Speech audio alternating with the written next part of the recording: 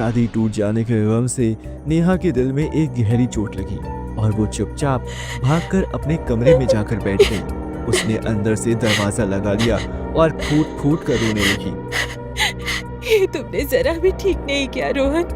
तुमने मुझे धोखा दिया है रोहन। तुम्हारे साथ अपनी शादी को लेकर मैंने इतने सपने सजाए थे। तुम किसी और के साथ शादी कैसे कर सकते हो? मैं इस बात को कैसे सहन करूंगी रोहन? तुमने सोच भी कैसे लिया? तुमने मुझे सपने दिखाए और मेरे सारे सपने तोड़ दिए।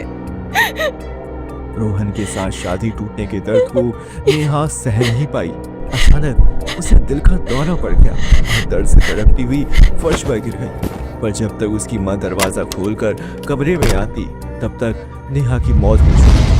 फिर जैसे सुनीता नेहा के कमरे में पहुंची, मानो उसकी तो दुनिया ही उजड़ गई। नेहा क्या हो गया? नेहा तू उठती क्यों नहीं? नेहा ये सब क्या हो गया? नेहा उठ जा मेरी बच्ची। ये तुझे क्या हुआ? तू मुझे छोड़कर नहीं जा सकती। रोहन से भी अच्छा लड़का तेरे लिए ढूंढ कर लाती। हे भगवान, ये सब कुछ क्या हो गया? मेरी तो दुनिया ही खत्म हो गई। मैं किसके लिए जीऊंगी? किसके लिए? हे भगवान। नेहा की मौत हो चुकी थी, जिसके बाद सुनीता की चीखने चिल्लाने की आवाजों को सुनकर आस पड़ोस के लोग इकट्ठा हो चुके थे। और जब सबको नेहा की शादी टूटने के बाद दिल के दौरे से मरने की बात पता चली तो सबने शोक जताना शुरू कर दिया। हर एक इंसान रोहन और उसके परिवार वालों को कोसने लगा।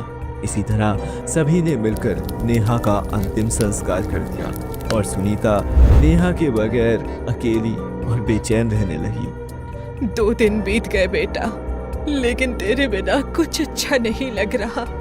मुझे भी अपने साथ लेकर चले जा बेटा।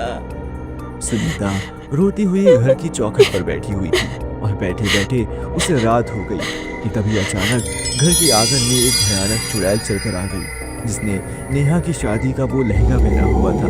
लेकिन अब वो लहंगा एक सोने के लहंगे में तब्दील होकर रात के अंधेरे में चमक रहा था। चुड़ैल, अब मेरे पास मत आ। जा यहाँ से। आपको डरने की कोई जरूरत नहीं है माँ। मैं भले ही एक चुड़ैल बन गई हूँ, लेकिन हूँ तो आपकी ही बेटी। मैं नेहा हूँ माँ, जो अब चुड़ैल बनकर वापस आई हूँ, हम दोनों के साथ हुए अन्याय का बदला लेने के लिए। सुनीता कांप रही थी। उसकी आंखों के सामने उसकी मरी हुई बेटी खड़ी थी, लेकिन अब वो इंसान नहीं बल्कि एक चुड़ैल बन चुकी थी।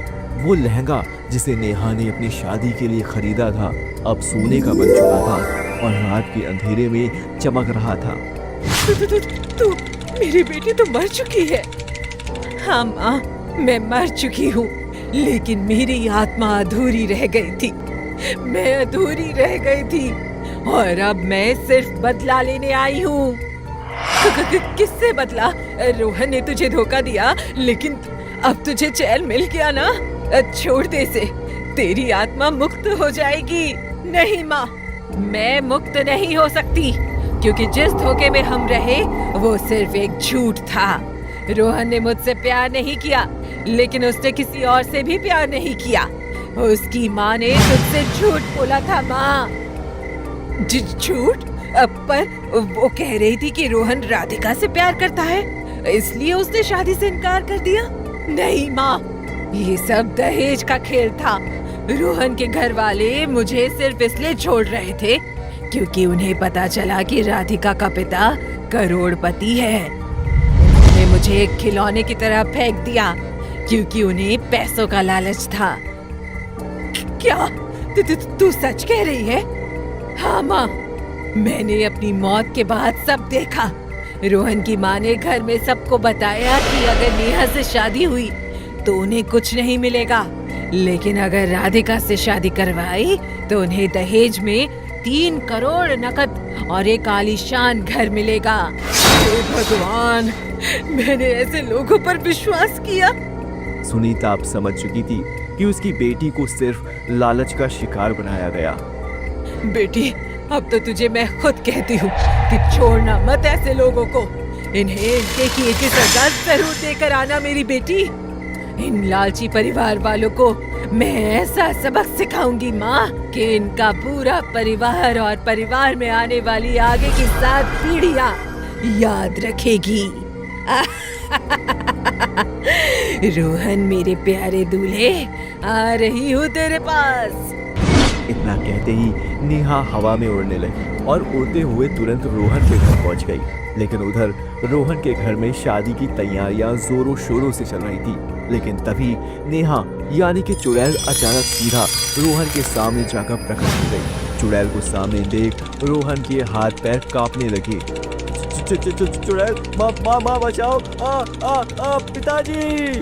क्या हुआ रोहन, डर लग रहा है? और शादी की तैयारी कैसे चल रही है राधिका के साथ? कौन हो तुम? कौन हो? ऐसे सवाल क्यों कर रही हो?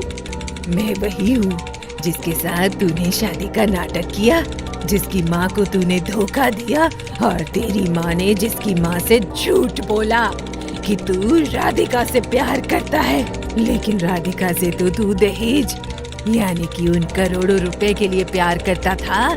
लालची लोगों, तुम्हारी वजह से एक माँ और एक लड़की की जिंदगी खराब हो गई। अब तुम लोग मेरे हाथों से नहीं बचोगे। नेहा, तुम तो मर चुकी थी। तुम ये चुड़ैल बनकर वापस आई हूँ तुझे और तेरे परिवार वालों को सबक सिखाने। रोहन के हल्ले को सुनने के बाद वहाँ उसकी माँ और पिताजी भी आ चुके थे। लेकिन जैसे ही उन्होंने चुड़ैल को अपने सामने देखा। छोड़ दे मेरे बेटे को। कौन है तू? क्यों मेरे बेटे के पीछे लगी हुई है चुड़ैल? भूल गई क्या हरामजादी बुढ़िया मुझे? वही नेहा हूँ जिसका हाथ मांगने तू मेरे घर आई थी। अब तेरे दोनों हाथ गायब कर दूंगी जिंदगी भर के लिए। चुड़ैल ने तुरंत अपनी जादुई शक्तियों से रोहन की माँ के दोनों हाथ गायब कर दिए। तभी रोहन डर के मारे अपनी जान बचाने के लिए वहाँ से भागने लगा था। लेकिन अचानक चुड़ैल ने अपनी शक्तियों से रोहन के पूरे शरीर को पत्थर में बदलना शुरू कर दिया। इसकी आंखें सफेद हो गई और देखते ही देखते वो पूरी तरह एक पत्थर की मूर्ति में तब्दील हो गया। इसके माता पिता चीखने लगे। लेकिन नेहा की आत्मा ये सब कुछ देख खुश हो रही थी। अब इंसाफ हो गया। अब तू बुढ़िया जिंदगी भर अपने बेटे के लिए तड़पेगी। इसे ऐसे ही पत्थर का बना हुआ देखेगी और कभी छू नहीं पाएगी, क्योंकि तेरे पास तो तेरे हाथ ही नहीं। तू जिंदगी भर तड़पेगी बुढ़िया, और ये तेरे किए की सजा है। अब मैं चैन से मुक्त हो सकती हूँ। हम सबको माफ कर दे नेहा, हमसे गलती हो गई। हम सबको ठीक कर दे। मेरे बेटे को वापस इंसान बना दे। मेरे हाथ वापस दे दे नेहा। तेरे आगे पैर पड़ती हूँ नेहा। ये तेरे किए की सजा है। मैं मुक्त हो जाऊंगी। इतना कहते ही नेहा की आत्मा एक सफेद रोशनी में बदल गई और हवा में खुलकर गायब हो गई, क्योंकि नेहा की आत्मा को इंसाफ मिल चुका था। लेकिन रोहन का लालच उसे पत्थर बना चुका था। उसकी माँ और पिता रोते रह गए, लेकिन अब कुछ नहीं हो सकता था।